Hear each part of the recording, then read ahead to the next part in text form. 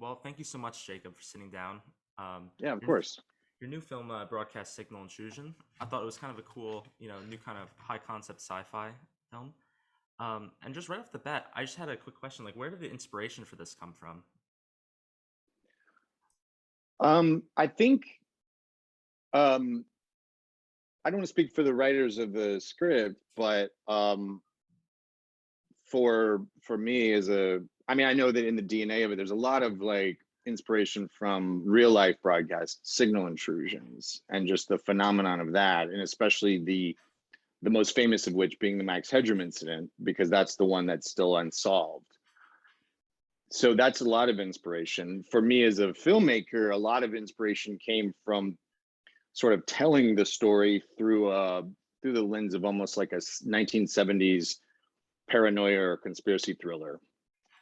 Okay. Movies like Parallax View and The Conversation and All the President's Men, and this sort of kind of movie that was really popular in the 1970s, about a feeling of like anxiety in the air about something, about a feeling of paranoia about the world. And I thought that it would be really kind of cool to like bring that into now, like tell them, do a movie in that form, but make it relevant to an audience today, which means there were certain aspects of the form of 70s conspiracy thriller that we tweaked, you know what I mean? And I do think that there's aspects of those things that are still really relevant. So Yeah, well, it's funny you said the 70s things. I actually wrote that down as I was, especially the score reminded me of a 70s drama, kind of like The Conversation, or, yeah, it kind of definitely gave off that vibe. And I noticed this also isn't like your first sci fi movie you've directed,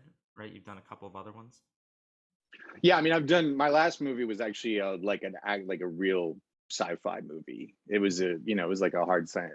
I mean, I guess you'd call it hard-ish science fiction. Whereas this feel, you know, I like the idea of this movie sort of feeling like a science fiction movie, even though there's nothing sort of like specifically by the book science fiction about it. You know, it has a sort of um, it has a sort of feeling of that, or the things that make it feel dystopic, even though it's set in a, a recent past.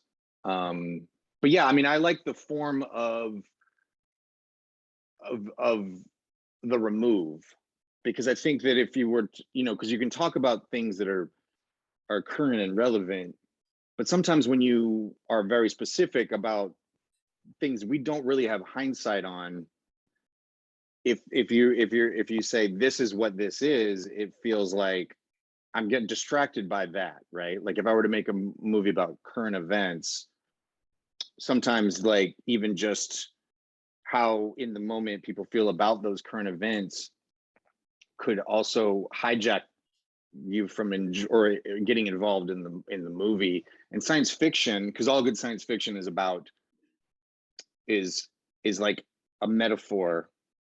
Science fiction concepts, good ones, are usually a metaphor for something that's happening in the present, you know, whether it's, you know, in the future, in a future time, but it's also talking about now. And I think that that's what we try to do with the, you know, the real life broadcast intrusions, is almost talk about, in a movie set in 1999, is talk about perhaps some things that we're dealing with now through that lens. And then that, with that remove there, you can kind of just take it as a story if you want. It doesn't overtake the movie. Does that make sense? Yeah, yeah. And just really quickly, what are some of your, like, because you clearly have a very big knowledge of sci fi and stuff, what are some of your favorite sci fi movies? Just curious.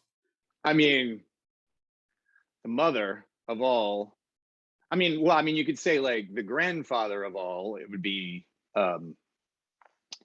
2001. But I mean, my favorite science fiction movie will probably have to be Blade Runner, because Okay. that's just a movie that continues to endure.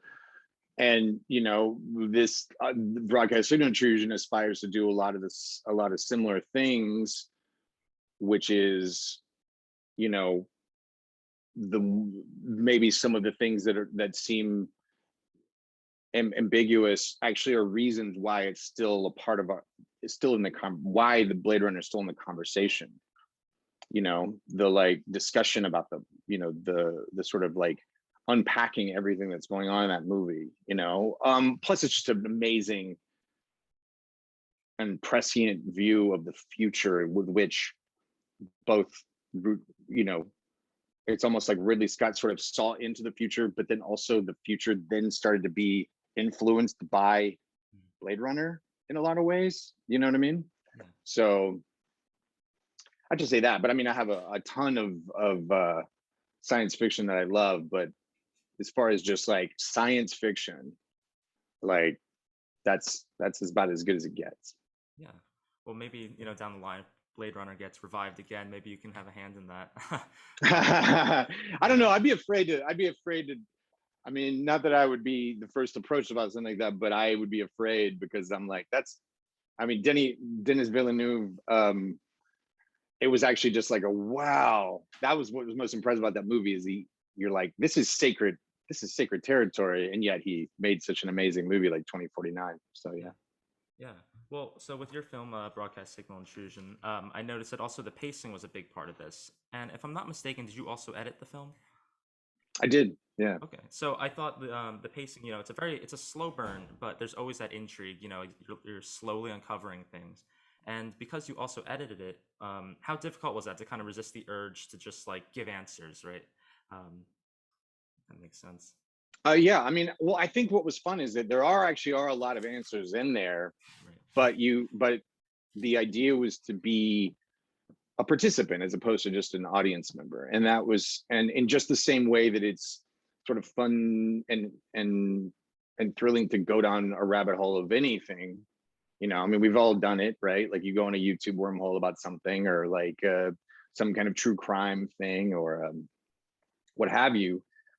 um Part of that is like the active participant in that, you know. I mean, I think part of the reason why we do go on these rabbit holes is we feel like, well, no one's figured this out, but I think if I do enough Googling, I will figure it out. You know what I mean? Like that there's so much with, especially with something like true crime, that's like that. So a lot of the ambiguity, there are actually a lot of clues and a lot of answers in the movie, but you have to kind of pay attention, I guess, to get them, you know.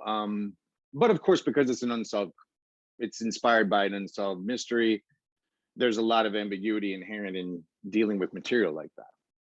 Yeah, and it reminded me a lot of like in the best way possible, like David Fincher, a lot like That's a huge compliment, man. Thank you. yeah, yeah, of course. That one scene in particular, where they're in the basement, and you hear the footsteps above them. Also very much like Zodiac. They're also in that basement scene. Reminded me of that. Um, but yeah, so then Yeah. what's coming up then in the future for you? Well, right now I'm just trying to, you know, get this movie across the finish line.